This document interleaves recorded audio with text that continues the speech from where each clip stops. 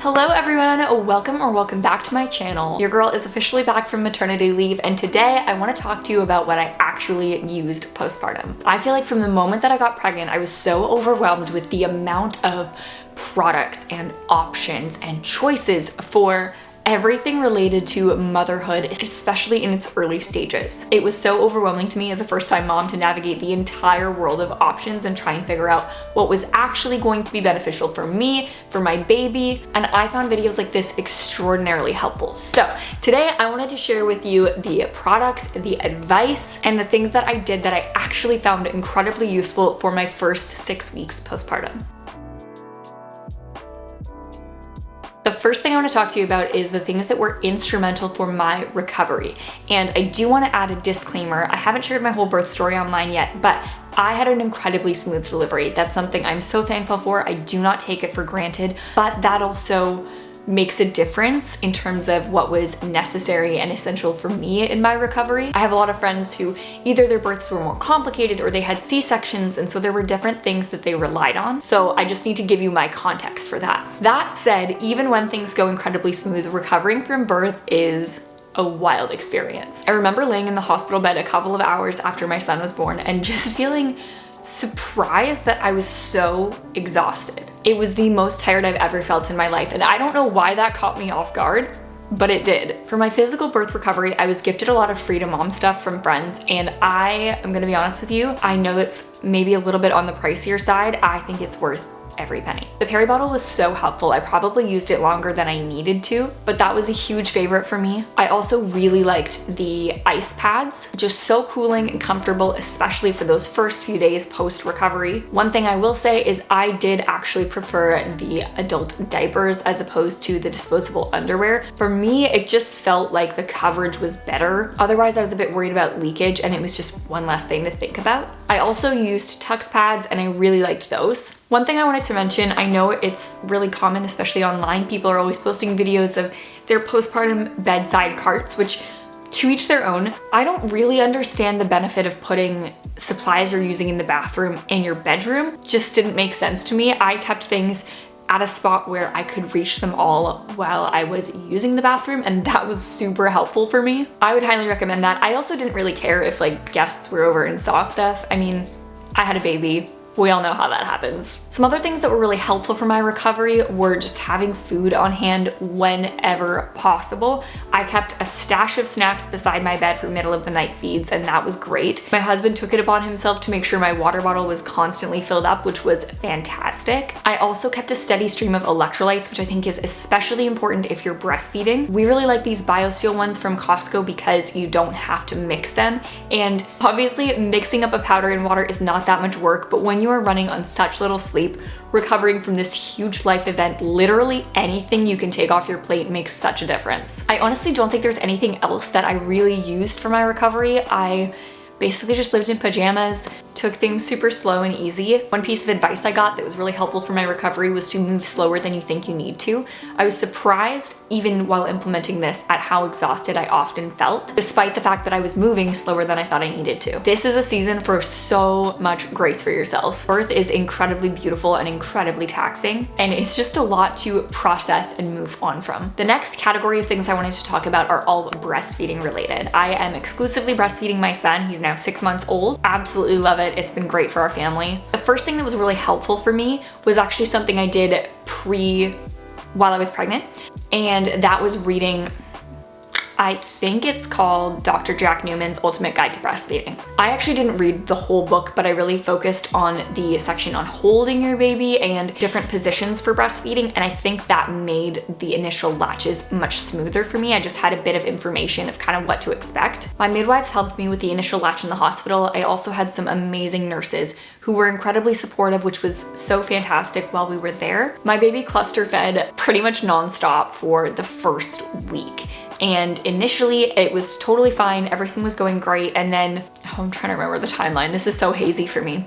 Maybe day 5 or 6, I started to experience a lot of pain. Something that I had been told was if breastfeeding is kind of working or going well, then it should never be painful.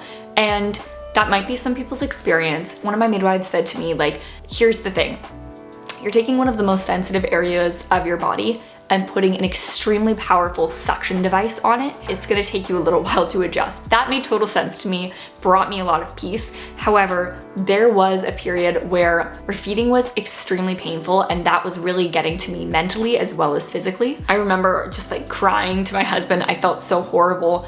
I almost didn't want to hold the baby for a couple of days because every time I did, he would smell the milk, he wanted to feed, and then it would hurt. At that point, I ended up introducing a nipple shield for a few days, which was huge. I want to say a huge thank you to Munchkin for working with me on this portion of the video, and I'm really excited to tell you about their product because this is something I really wish I had had during this time. The nipple shield that I used provided a lot of relief in terms of the physical pain, but it also gave me a lot of anxiety. I was really worried about whether or not it was going to interfere with his latch, if he was missing and noticing the difference of skin to skin. I really couldn't tell how much he was getting, and that stressed me out a lot, especially in those first few days where their weight is fluctuating a little bit. Munchkin's new Flow Nipple Shield Plus is now available in Canada at Real Canadian Superstore, which is amazing. You can literally pick it up while you're grabbing your groceries. I think this is such a genius product. Whereas most nipple shields just kind of cover the skin with a few holes in it, the Flow Nipple Shield has this really cool loop at the top, which means you can actually see your breast milk flowing while you're feeding. You can see the color, the consistency, the amount, if they're actually eating versus just comfort suckling, because it is so hard to tell sometimes, especially in the beginning. It comes in this clear plastic travel case with a syringe for easy cleaning, and the travel case actually doubles as a steam cleaner. Oh my gosh, I literally just got a hair in there. Postpartum hair loss is killing me. If I had had this, it would have been in my diaper bag everywhere we went. It also would have saved me so much anxiety about whether or not my baby was actually getting the milk he needed. This is unlike anything I've ever seen, and I'm definitely gonna be adding this to my gift baskets for any pregnant friends. This was super easy to find in the baby aisle at my local Superstore, which is our go-to spot for groceries. Munchkin is honestly killing it with their lactation support products right now. They also come out with this silicone breast pump. I really love that it has a lid to snap onto it.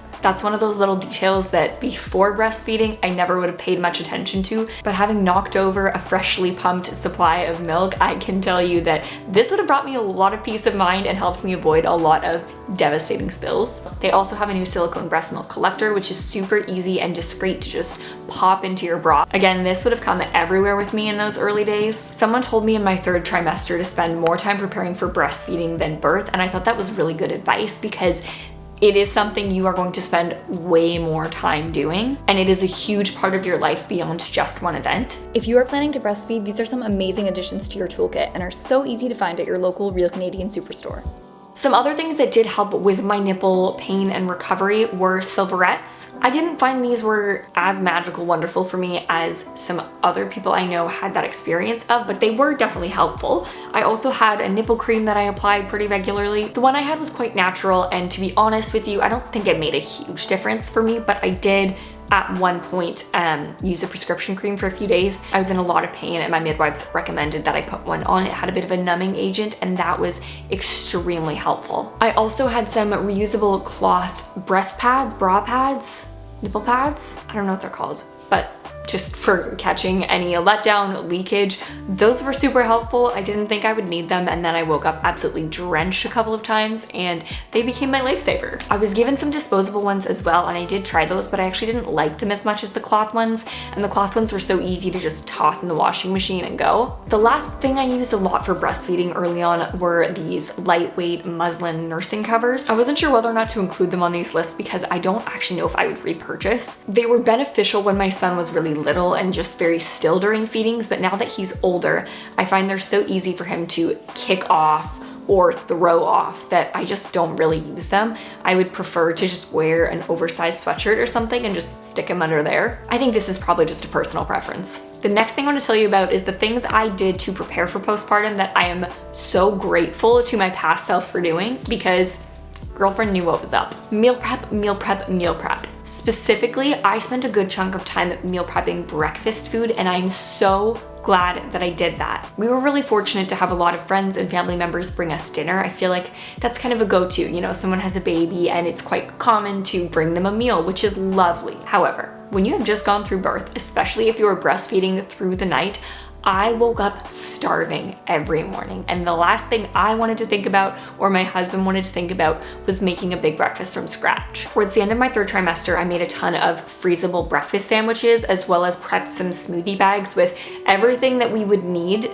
minus the liquid. We could just toss it in the blender and go. I also made a few batches of muffins, and those 3 things kept us fed for the first half of the day for weeks. We actually enjoyed the breakfast sandwiches so much that we have continued to make them. They've become an absolute staple in our household. I'll try and leave the recipe down below because truthfully, they're so good and we just heat them up in the air fryer every morning. Another kind of random item for me was just books. For me, that was my Kindle, but specifically if you are a reader, having a book that you're really excited to read for middle of the night feeds, that was great for me. I was exhausted trying to stay awake while I was feeding my son, and for the first few weeks it was really rough.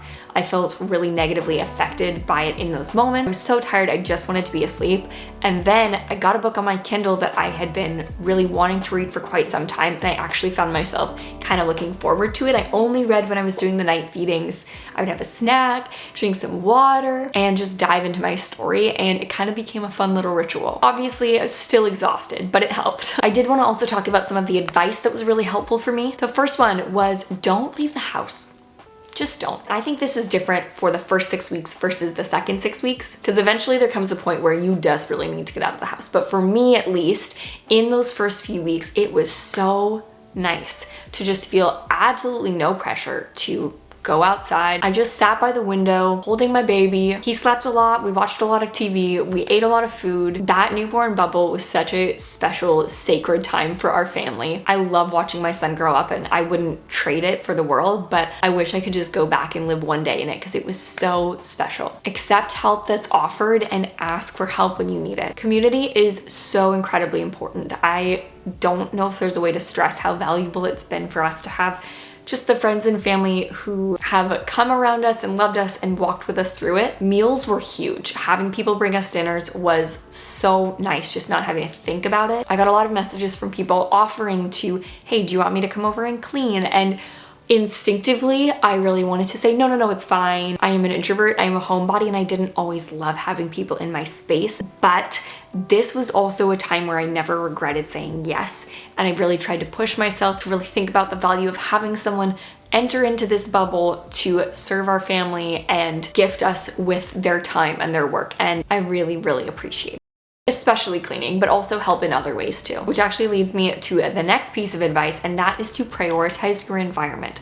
I don't actually know if anyone told me this. I think I got a lot of the opposite, which was let the house go. I have thoughts on that advice. Maybe this is just a difference in personality, but I would actively say the opposite. I think we're so affected by the environment that we're in, especially as women. And when you are in such an emotionally and mentally vulnerable space, protecting your environment is so important. It's very much been my experience that being in clutter and chaos always makes me feel a little bit more stressed, a little bit more anxious. Whereas when my environment is clear, my mind is much more likely to be clear and calm. Of course, the state of your home is not nearly as important as taking care of your baby, but I would say that it is part of taking care of yourself. So if people offer to help with that in those early days, and it is someone that you trust to come into that space, please say yes. You will not regret it. I think it's incredibly cool to be alive and momming at a time when there are so many resources and tools available to help on this journey to make life easier, to keep things smoother. But I also want to stress that if you're watching this, especially if you're a first-time mom and you're pregnant and you're stepping into this, that